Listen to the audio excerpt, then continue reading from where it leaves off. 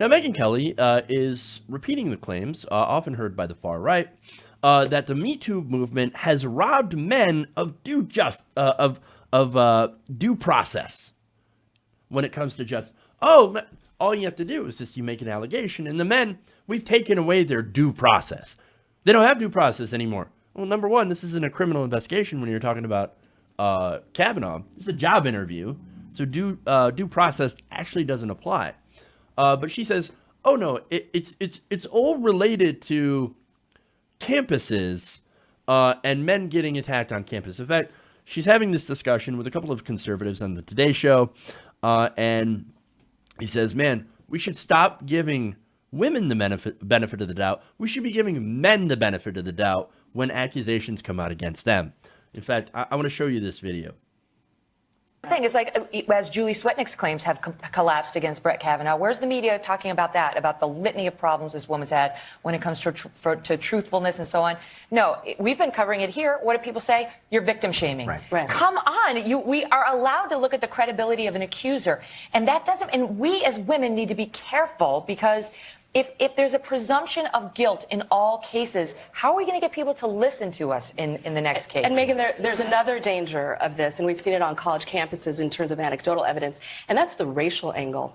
And on college campuses, disproportionately, young men of color are accused of these crimes and then are put in a situation where they can't defend themselves. So we need to be very careful about how we walk down this road. Absolutely. What happened on college campuses is sort of a harbinger of what's been going on in the country, where we swung the pendulum so far back against men, took away their due process rights. They don't have the right to cross-examine. They don't have the right to an attorney. They don't have the right to evidence. They don't have the right to see emails, for example, that a woman accusing them has sent, maybe saying it was consensual. They don't have that right. Or they didn't under President Obama when he was trying to do a good thing but overcorrected. All right, so there's a lot in there about this. Okay. For one, the Obama administration did put into place rules for colleges to protect the rights of the accuser, which they weren't protected before. And in a lot of cases, we have seen the accusers be attacked. In fact, that's kind of what Megyn Kelly is doing, attacking the accusers. And so, and that's what we saw during the Kavanaugh hearings as well, with Blasey Ford being cross-examined for her accusations against Brett Kavanaugh, which they didn't cross-examine him, didn't give him a polygraph. She did. She took a polygraph. She passed it. I'm just saying, the standard isn't the same here. Okay. Now, those same rules have been rescinded by the Trump administration. However, here's the thing. Men charged with sexual assault crimes still have due process. They weren't robbed of their due process. They still have it, which means you have to investigate. In fact, that's why Democrats called for investigations, which, strangely enough, if Kavanaugh wanted his due process rights and he's sitting there complaining about losing it, then he should have welcomed a real investigation. But he didn't. In fact, he wasn't in favor of an investigation. And now because of that, and because of the sham investigation that they did ultimately allow, those accusations are going to stick. If I were Kavanaugh, and if I didn't do it, if I were completely innocent like he claims, I would have wanted a deep investigation, a very thorough investigation, to come out and say, look, we took 2 weeks, we took a month, they followed up all the different leads, and we looked at corroborating evidence, and ultimately, at the end, we just couldn't find enough evidence to corroborate these claims. That's what they should have done. But they didn't. They didn't do it at all. And now, of course, going back to the college campuses, because, look, what conservative isn't going back and saying things about college campuses and how it's so unfair? For one, a lot of the stuff on college campuses, again, that's not criminal investigations, so there is technically no due process in that. This is whether or not you get to stay on campus or not. Completely different than criminal proceedings, and yet they continue to knowingly conflate these two different things in order to cast an indictment on all accusers. And that is the problem that we have. And Amy Holmes, who's a conservative pundit, you can tell she's a black conservative pundit. She, of course, brought the racial angle into it.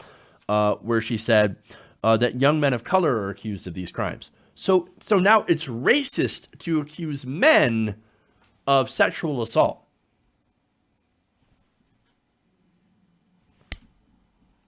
Really, I cannot fathom this. Oh, see, if you don't, like, if you believe the accusers, then you are being a racist. Only the Republicans can get this low. Only the conservatives can get this low. Again, they have their due process rights when it comes to criminal investigations, but when it comes to college campuses where there is no criminal penalties for this, yes, you'll probably get kicked out of the college. Ooh, well, then maybe you shouldn't go around making sexual assault. Now, I'm not saying that false accusations don't happen. Of course they do, right? But compared to actual real sexual assault, it is very rare. It is very rare. But according to the Republican, the conservative worldview, Me Too has gone too far. Sexual assault allegations are everywhere. They're running rampant, and they're all mostly false, which is contradictory to the actual reality of the situation. But they don't care because, of course, this is all partisan. This is all about politics. Mitch McConnell, Megyn Kelly, they are conservative to their core, and in Judge Brett Kavanaugh, they see the end point of everything that they have ever wanted out of the Supreme Court. Very pro-corporate, anti-reproductive rights. They see this guy and they go, look, I showed you a poll the other day. 54% of Republicans say, I would support Kavanaugh even if he's found guilty. That's over half. That is a huge chunk of Republican voters. They don't care at all if he did it. They don't care about the women's rights. They see this as an opportunity to take over the Supreme Court for the next 3 to 4 decades, to stack it in favor of conservatives. That trumps everything. Everything. It trumps truth. It trumps facts. It trumps logic. And ironic that I'm using the word Trump. Because, of course, after all, Trump is also going to be a great beneficiary of some of the decisions that I think Kavanaugh will ultimately hand down. Never put it past Republicans to play dirty politics, because that's all they know. Hey everybody, thanks for watching this video. If you want to see more like this, please hit the subscribe button below.